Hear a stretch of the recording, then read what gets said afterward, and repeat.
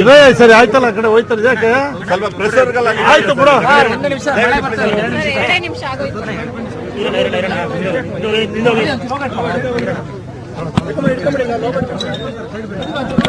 ಸ್ವಲ್ಪ ಹಿಂದೆ ನಿಂತ್ಕೊಳ್ಳಿ ಸರ್.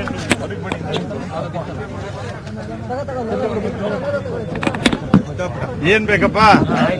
ಕುಮಾರಣ್ಣ ಪ್ರಮಾಣ ವಚನ ಸ್ವೀಕಾರ ಮಾಡಿದಾಗ ಒಳ್ಳೆ ಮಳೆ ಬಂದಿದೆ. ಇವತ್ತು ಮೆಜಾರಿಟಿ ಪ್ರೂವ್ ಮಾಡುವಾಗಲೂ ಕೂಡ ಅವ್ರ ಭಾಷಣ ಎದ್ದು ನಿಂತು ಪ್ರಾರಂಭ ಮಾಡಿದಾಗಲೂ ಕೂಡ ಒಳ್ಳೆ ಮಳೆ ಬಂದಿದೆ. ಶುಭ ಸಂಕೇತ. ಕುಮಾರಣ್ಣ ಮುಖ್ಯಮಂತ್ರಿ ಆಗಿದ್ದಾರೆ, ಪರಮೇಶ್ವರ್ ಉಪಮುಖ್ಯಮಂತ್ರಿ ಆಗಿದ್ದಾರೆ, ರಮೇಶ್ ಕುಮಾರ್ ಅವರು ಸ್ಪೀಕರ್ ಆಗಿದೆ. ಒಂದು ಹಂತ ಈಗ ಪ್ರಾರಂಭ ಆಗಿದೆ, ಮತ್ತೊಂದು ಹಂತ ಸಂಪುಟ ಪುನರಚನೆ ಆಗಬೇಕಾಗಿದೆ. ಅದನ್ನ ಅತಿ ಶೀಘ್ರದಲ್ಲೇ ಮಾಡ್ತಾರೆ. ಅತಿ ಶೀಘ್ರ ಯಾವಾಗ ಸರ್? ನಾವು ಮೊದಲು ನಮ್ಮ ಪಕ್ಷಕ್ಕೆ ಯಾವ್ಯಾವ ಖಾತೆಗಳು ಬರಬೇಕು ಅಂತಕ್ಕಂಥದ್ದು, ಕಾಂಗ್ರೆಸ್ಗೆ ಯಾವ ಖಾತೆ ಉಳಿಬೇಕು ಅಂತಕ್ಕಂಥದ್ದು ತೀರ್ಮಾನ ಆದ್ಮೇಲೆ ಬೇರೆ ನಮಗೆ ಯಾವ ಖಾತೆ ಅಂತಕ್ಕಂಥ ನಿರ್ಧಾರ ಮಾಡ್ತೀವಿ. ಸರ್, ಜೆಡಿಎಸ್ ಮೇಲೆ ವಾಗ್ದಾಳಿ ಮಾಡಿರುವಂತದ್ದು ಯಡಿಯೂರಪ್ಪನವರು, ಕಾಂಗ್ರೆಸ್ ನಿರ್ನಾಮ ಆಗುತ್ತೆ. ಈಗ 12 ವರ್ಷ ಆಯ್ತು ಬಿಜೆಪಿ ಜೆಡಿಎಸ್ ಒಟ್ಟಿಗೆ ಸರ್ಕಾರ ರಚನೆ ಮಾಡಿ ಯಾವತ್ತೂ ಕೂಡ ಆಪಾದನೆ ಮಾಡಲಿಲ್ಲ. ಇವತ್ತು ಈ ಸಂದರ್ಭದಲ್ಲಿ ಆಪಾದನೆ ಮಾಡ್ತಿರ್ತಕ್ಕಂಥದ್ದು, ಒಬ್ರಿಗೊಬ್ರಿಗೆ ಆಪಾದನೆ ಮಾಡ್ತಕ್ಕಂಥದ್ದು ಸೂಕ್ತ ಅಲ್ಲ. ಜೆಡಿಎಸ್ ಅವರೇ ಈಗ ಭಿನ್ನಮತ ಮೂಡಿರುವಂತದ್ದು, ನಮಗೆ ಸಿಕ್ಕಿಲ್ಲ, ಖಾತೆ ಸಿಕ್ಕಿಲ್ಲ. ಜೆಡಿಎಸ್ ಇನ್ನು ಹಂಚೆ ಇಲ್ಲ, ಭಿನ್ನಮತ ಎಲ್ಲಿ ಶುರು ಆಯ್ತದೆ? ಖಾತೆಗಳೇ ಹಂಚಿಲ್ಲ.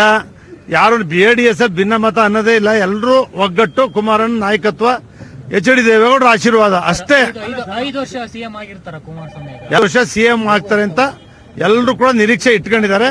ಖಂಡಿತ ಕಾಂಗ್ರೆಸ್ ಅವರು ಜೆಡಿಎಸ್ ಅವರು ತುಂಬಾ ಗುಣಾತ್ಮಕವಾಗಿ, ತುಂಬಾ ಪ್ರೀತಿ ವಿಶ್ವಾಸದಿಂದ ಈ ರಾಜ್ಯದ ಅಭಿವೃದ್ಧಿ ಮಾಡಬೇಕು ಅಂತಕ್ಕಂಥ ಏಕೈಕ ಮನಸ್ಸನ್ನು ಹೊಂದಿದ್ದಾರೆ.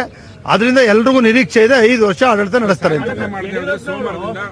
ಯಡಿಯೂರಪ್ಪನವರು ಕಾಂಗ್ರೆಸ್ ಅನ್ನ ಟಾರ್ಗೆಟ್ ಮಾಡದೆ ಕೇವಲ ಅಪ್ಪ ಮಕ್ಕಳನ್ನ ಟಾರ್ಗೆಟ್ ಮಾಡ್ತೀನಿ ಅನ್ನೋದು ಎಷ್ಟು ಸರಿ ಸರ್? ಈಗ ಯಡಿಯೂರಪ್ಪನವ್ರಿಗೆ ಗೊತ್ತಿದೆ, ಕುಮಾರಸ್ವಾಮಿ ಅವರು ಮುಖ್ಯಮಂತ್ರಿ ಆಗ್ಬಿಟ್ರು, ಯಡಿಯೂರಪ್ಪನವ್ರು ಮುಖ್ಯಮಂತ್ರಿ ಆಯ್ತೀವಿ ಅಂತೇಳಿ ಅಪಾರ ಆಸೆ ಅಭಿಮಾನದಿಂದ ಹೊರಟಿದ್ರು.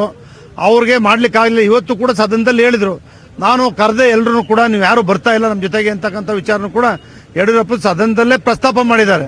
ಅವ್ರು ಯಾರು ಕೂಡ ಹೋಗಲಿಲ್ಲ. ಅವರು ನಾವು ಮುಖ್ಯಮಂತ್ರಿ ಆಯ್ತು ಅಂದ್ರೆ 2 ವರ್ಷದಿಂದ ಸತತವಾಗಿ ದುಡಿದಿದ್ರು, ಬಹಳಷ್ಟು ಆಸೆ ಇಟ್ಕೊಂಡಿದ್ರು ಯಡಿಯೂರಪ್ಪನವರು. ಆಗ್ತೀವಿ ಅಂತಕ್ಕಂಥ ನಂಬಿಕೆ ಇಟ್ಕೊಂಡಿದ್ರು. ಅವರು ಹಿರಿಯರಾಗಿ ಸ್ವಲ್ಪ ಭಾಷೆ ಪದ ಬಳಕೆಗಳು ಕೂಡ ಸರಿಯಾಗಿ ಇರಲಿಲ್ಲ. ಅವರು ಸ್ವಲ್ಪ ದುಡುಕ್ನಿಂದ ಮಾತಾಡಿದ್ದಾರೆ ಅಂತಕ್ಕಂಥದ್ದು ವ್ಯಕ್ತ ಆಯ್ತು. ಆ ಭಾಷೆ ನಾವು ಬಳಸಕ್ಕಾಯ್ತದ?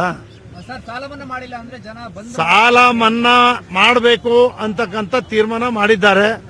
ಯಾವ್ಯಾವ ಹಂತದಲ್ಲಿ ಹಣಕಾಸಿನ ಜೋಡಣೆ, ಸಾಲ ಮನ್ನಾ ಮಾಡ್ತೀವಿ ಅಂದ್ಬಿಟ್ಟು 1 ವರ್ಷ ಹಣ ಕೊಡದಿದ್ರೆ ಆಯ್ತದ? ಆರ್ಥಿಕ ವ್ಯವಸ್ಥೆಯನ್ನು ಸರಿದೂಗಿಸಿ ಸಾಲವನ್ನು ಕೂಡ ಮನ್ನಾ ಮಾಡ್ತೇವೆ ಅಂತೇಳಿ ಕುಮಾರಸ್ವಾಮಿ ಅವರು ಹೇಳಿದ್ದಾರೆ.